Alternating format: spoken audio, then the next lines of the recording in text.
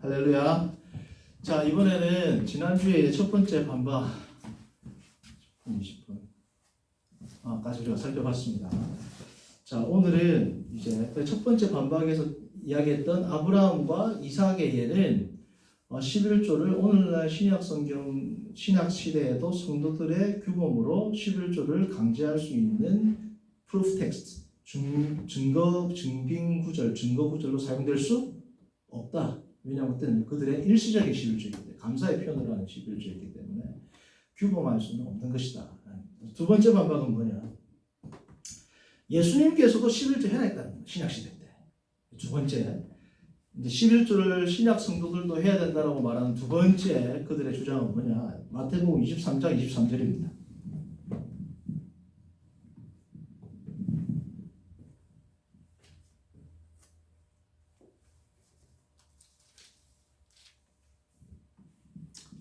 (23장 23절) 보시면 자 읽어볼게요. 화 있을 낀자 외식하는 서기관들과 바리새인들의 너희가 박하와 회양과 근처의 11조는 드릴 때 율법에 더 중한 바 정의와 긍휼과 믿음은 버렸도다. 자, 그 다음 뭐라면 그러나 이것도 행하고. 자, 그러니까 11조도 해라 했다 안 했다? 예수님의 말씀은 11조도 해라 했다는 거. 왜? 이것도 행하라. 왜? 이것도 행하고에 11조가 들어가잖아요 지금. 그러니까 이 구절을 주장하는 사람들은 예수님께서도 11조를 행하라고 했기 때문에 예수님이 신약시대 때 해라고 했는데 당연히 성도들의 규범이 되지 않겠느냐 라고 이야기를 합니다.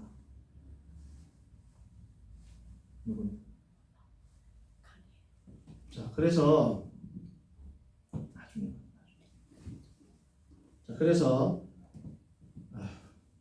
어쨌든 그래서 이 예수님께서도 신약교회 성도들에게 이 11조를 해라고 말씀을 하셨기 때문에 신약시대의 성도들도 11조를 해야 된다. 예수님의 명령이었으니까. 에 대해서는 어떻게 생각하세요? 자, 그렇게 말하면 예수님이 해라고 했잖아요. 자, 그에 대해서는 그럼 신약시대의 성도들도 해야 되는 게 아닌가 라고 생각을 하죠. 왜냐면 예수님이 해라고 하셨기 때문에. 자, 그런데 이거는 당시의 상황을 봐야 됩니다. 자, 그러면 마태복음 5장 5절을 볼게요. 5장 23절 24절. 이 두 개를 딱 비교해보면 안 돼요. 마태복음 5장 23절 24절.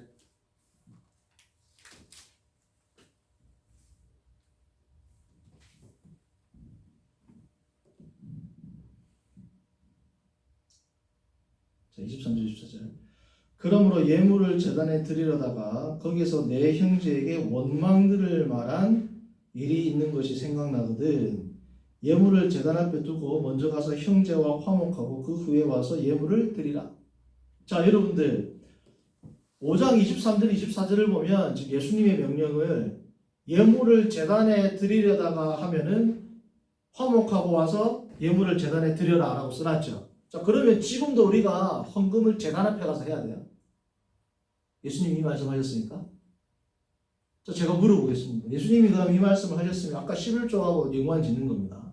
11조를 예수님이 드리라고 했기 때문에 오늘날 드려야 된다는 주장을 하려면 지금 5장 23절 24절을 보면 예수님 앞에 예수님의 말씀이기 때문에 우리는 지금도 예루살렘 제단에 가서 성전 제단에 가서 예배를 드리고 거기서 예물을 드려야 됩니까?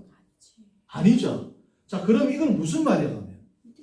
이때 당시의 말인 거죠. 아, 역시 우리 사모님은 현명하시군요. 전도사님이든 사모님이든 다 여기 교회에서는 사모님이잖아. 뭐 계속 전도사님이라고 불러라는데 여기 교회에서는 사모님. 맞잖아. 헷갈린다 내가. 그 숫자씨 일할까 그러면 안 헷갈리네. 자, 여러분들. 그러니까 이거는 당시에 예수님께서 성전 제사가 있는 시대에 너희들이 성전에서 예배를 드릴 때는 이렇게 해라는 겁니다. 그렇죠? 그러니까 예수님의 말씀이지만 이 말씀은 구약 시대의 말씀과 동일한 겁니다. 너희들이 성전에서 예배를 드리니까 11조를 하니까 11조 잘해라. 성전에서 예배 드릴 때 이렇게 싸우지 말고 하면 먼저 화목하고 해라. 이 말은 당시에 성전이 있었잖아요. AD 70년 전까지는. 그 컨텍스트에서 하신 말씀이지 오늘날 성전이 없는 이 시대에 적용되는 예수님의 말씀이 마이너한 마이너. 그렇죠? 그러니까 이 구절도 적절한 그들의 반박이 될 수 없다. 그리고 만약에 그들이 그렇게 구약에 있는 말씀을 철저하게 11조를 그렇게 구약의 말씀대로 철저하게 지키려면 구약에서는 11조 성도님들 세 가지가 있습니다. 세 개 다 해야 돼. 11조. 하나만 있는 게 아니야. 그래서 총 세 가지의 11조가 있고 이거는 사실 11조 이상입니다. 저는 계산을 안 해봤지만 한 성경학자가 성경에 나오는 세 가지의 11조를 다 토탈을 내보니까 한 20% 정도 된대요. 그럼 12조 내야 돼. 성경에 구약에서는 실제로 구약의 백성들은 12조 냈어요. 왜냐하면 11조를 세 개의 11조가 있기 때문에. 그걸 토탈로 합하면 약 20% 정도가 된대. 그러면 그 구약에 계시된 대로의 11조를 하려면 오늘날도 신약성 교회의 성도들은 12조 내야 되겠죠. 그러나 11조 되잖아요. 그럼 구약 성경의 그 11조의 가르침도 사실은 철저하게 따른 게 아니에요. 자, 구약 시대의 11조는 총 3개가 있는데 첫 번째는 뭐냐? 민수기입니다. 이건 우리가 잘 아는 일반적인 11조를 이야기합니다. 18장 보세요. 민수기 18장 21절로 24절.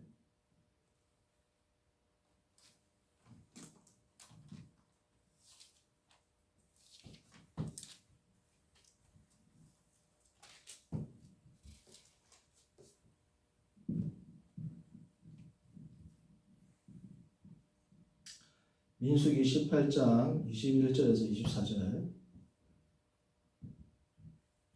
자, 제가 읽어봅니다. 내가 이스라엘의 11조를 레위 자손에게 기업으로 다 주어서 그들이 하는 일 곧 회막에서 하는 일을 갚나니 이후로는 이스라엘 자손이 회막에서 가까이 하지 말 것이라 죄값으로 죽을까 하노라. 그러나 레위인은 회막에서 봉사하여 자기들의 죄를 담당할 것이요 이스라엘 자손 중에는 기업이 없을 것이니 이는 너희의 대대의 영원한 윤리리라. 그러니까 이게 우리가 소위 아는 11조입니다. 그렇죠? 18장 21에서 24절. 이게 이제 우리가 소위 생각하는 11조고 또 두 번째 11조는 어디냐면 신명기에 신명기 14장.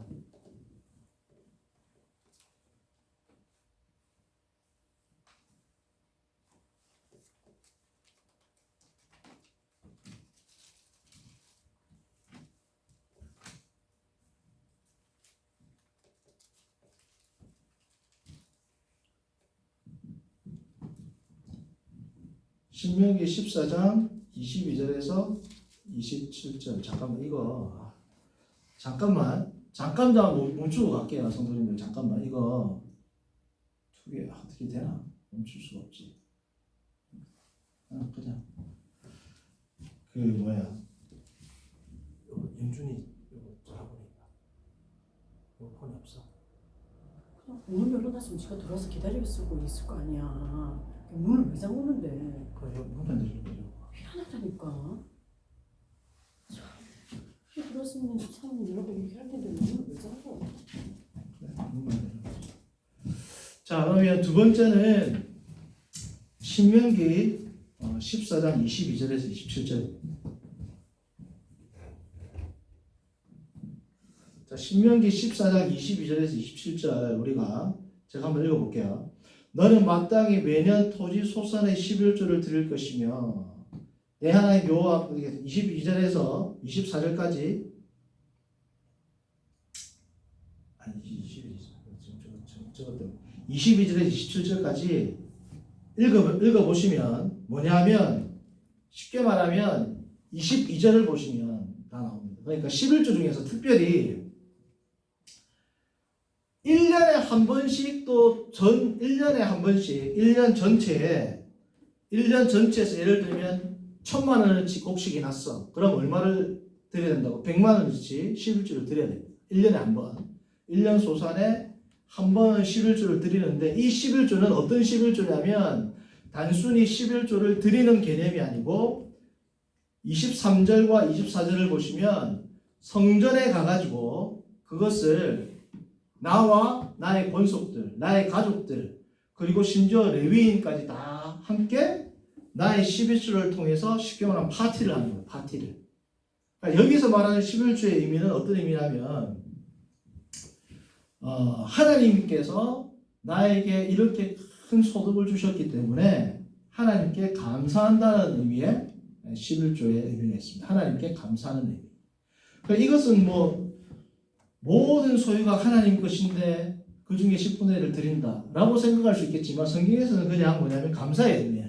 하나님의 나에게 이 모든 소득을 다 주셨는데 그에 대한 감사의 의미로 내가 너희들이 11조를 드리는데 이때 11조는 뭐냐면 헌금의 의미가 아니고 이 11조만큼의 액수만큼의 너의 토지의 소산과 그리고 가축을 너도 먹고 너의 가족과 권속과 레위인까지 다 먹어서 어떻게 소비하는 겁니다. 나도 같이 누리고 즐기고 함께 그 파티에 참여하는 거예요. 왜요? 하나님께서 주신 이 기업에 대해서 하나님께 감사의 찬송을 드리고 함께 누리는 것, 그게 이 11조의 의미에 들어가 있단 말이죠. 그래서 신명기 7장 13절을 보시면 아직 안 왔듯이 신명기 7장 13절을 보시면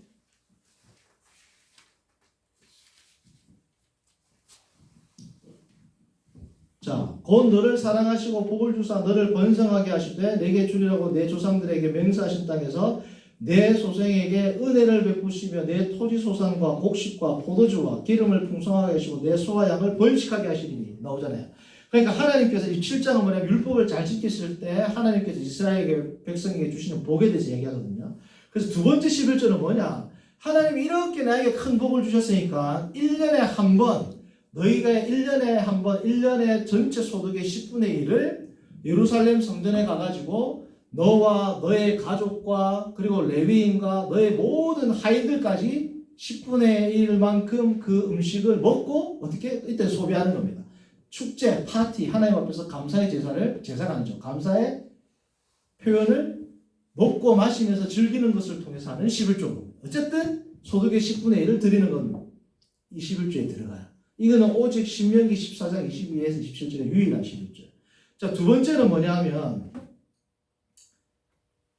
14장 22에서 27절은 신명기 7장에도 약간 7장에도 나오는데 어쨌든 유일하게 신명기 14장 28에서 29절 이 구절이 유일합니다. 어쨌든 첫 번째는 뭐냐면 우리가 일반적으로 생각하는 11조, 두 번째는 하나님 앞에서 감사해서 나와 나 주위에 있는 모든 사람들이 함께 음식을 먹고 마심으로 하나님께 감사의 표현을 드리는 11조. 세 번째는 뭐냐? 28절에서 29절입니다. 14장. 신명기? 네, 신명기. 14장 28에서 29절은 딱 이 구절 한 구절에 명시적으로 나와 있어요. 자, 이거는 뭐냐? 소위 3년마다 드리는 11조예요.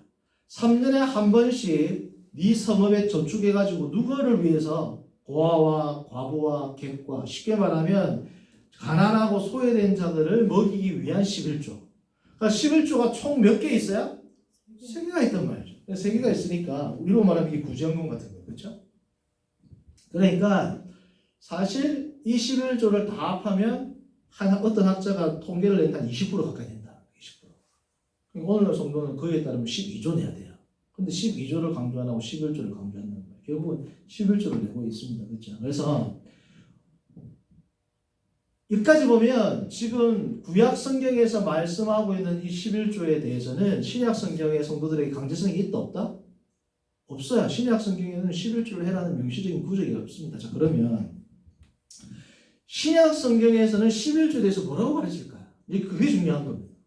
그리고 신약 시대를 살아가는 성도에서 11조에 대한 명시적인 가르침은 한 구절도 없어요. 그러나 헌금에 대한 가르침은 있습니다. 헌금에 대한 몇몇 구절들이 있는데 사도행전에도 있고 몇몇 구절들이 있는데 그 중에서도 고린도후서 8장 제가 하나를 택했습니다. 고린도후서 8장 1절에서 4절 보시면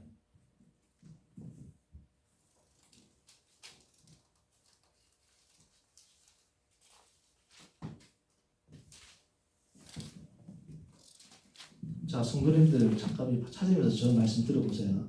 신약 시대 성도들에게는 가장 중요한 것 중에 하나가 뭐냐면 양심의 자유입니다. 그리스도인의 양심의 자유. 아주 중요한 가치예요. 왜냐하면 예수 그리스도는 우리를 율법에서 속량했기 때문에 새 언약이 오면 에스겔서와 예레미야에 뭐라 그랬어? 내가 나의 율법을 어디에 새긴다? 심기에 새긴다고 했죠. 그래서 그리스도인은 성령으로 말미암아 중생된 새로워진 양심이 있기 때문에 이 양심에 나에게 뭐가 되는 거예요? 율법이 되거든요. 그 양심의 자유가 아주 중요한 가치가 됐습니다. 그 양심의 자유니까 내 마음대로 해야 된다 이런 뜻이 아니고 여기서 말하는 양심의 자유가 뭔지를 이제 오늘 지금 이제 고린도후서와 고린도전서, 로마서를 보면서 차차 살펴볼 겁니다. 자, 그러면 신약 시대에서 말하는 이 11조 헌금에 대한 가르침은 뭐냐? 고린도후서 8장 1절에서 4절을 보시면 자, 1절과 2절만 봐도 나옵니다. 자, 뭐야? 형제들아 하나님께서 마게도냐 교회들에게 그러니까 마게도냐라는 것은 뭐예요?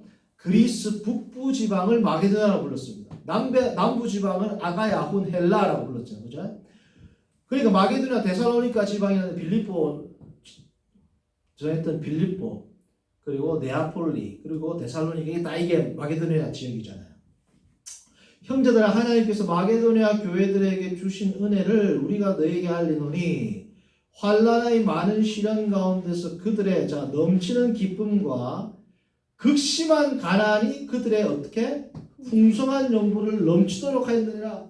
그들이 극심히 가난하고 시련 가운데 있지만 어떻게 풍성한 연보를 어떻게 했다고? 풍성하게 한 데다 어떻게? 넘치도록. 이 넘치도록이라는 게 헬라 원어는 무슨 뜻이냐면 아주 generosity, 너무 퍼주고 싶어하고 했다는 거예요. 뭘 강조해 지금? 마음을 강조하는 겁니다. 10분의 1 내라 이게 아니고 극심히 없고 가난한 가운데서도 하나님이 주시는 감사와 기쁨으로 넘치게 했다는 거예요. 넘치게 하는데 어느 정도 넘치게 했느냐? 3절. 3절 보시면 8장 3절 어느 정도 넘치게 했어요? 자, 그들이 힘대로 할 뿐 아니라 어떻게? 힘에 지나도록 힘에 넘치도록 자원에서 하는데 어느 정도로? 힘에 넘치도록 했다. 자, 성도님들 그러면 힘에 넘치도록 하는 헌금은 어느 정도 할까요? 저는 성도님들에게 수치를 말하고 싶지 않아요. 몇 프로 해라. 그게 또 벌써 율법이잖아요. 신약 성경은 뭘 강조한다? 우리의 양심의 자유, 우리의 마음의 자유를 강조합니다. 그러나 넘치도록 힘에 넘치도록 자원하는 심령으로 그리고 제너러시티하게 풍성히 하는 그 헌금이 내 소득의 1%를 하면서 아, 난 힘에 넘치도록 했다 라고 말하는 사람은 없겠죠. 그죠? 그러니까 힘에 넘치도록 한다는 것은 최소 10분의 1 정도 이상은 하지 않겠습니까? 하지 않겠습니까? 이것도 제가 이게 뭐 어떻게 강요를 하는 게 아니고 각자의 심령에 자기가 자원하는 심령으로 자기의 분깃에 맞게 그리고 제너러시티하게 그리고 힘에 지나도록 때로는 기쁨과 정말 넘치는 감사의 마음으로 해라고 성경에는 강조합니다. 어떤 사람에게는 이게 5%가 될 수도 있는 거고 너무 쪼들리게 가난해 5%만 해도 힘들어 예를 들어서 어떤 사람에게는 10%가 될 수도 있는 거고 그 누구에게는 20%가 될 수도 있는 겁니다. 그렇죠? 그 대부분 11조를 내는 성도님들은 한 20% 할 거예요. 왜? 11조 내고 그다음에 감사헌금, 뭐 주일헌금, 성경헌금 이래 되면 적어도 11조 이상은 내는 거니까. 그러나 제가 말씀드리는 것은 뭐냐면 10분의 1은 성경에 정하고 있지 않습니다. 우리의 마음을 정하고 있는 것이죠. 자, 그러면 11조는 그러면 이제 안 돼도 되냐 이거야 우리가. 11조는 조금 전까지는 성경의 원리입니다.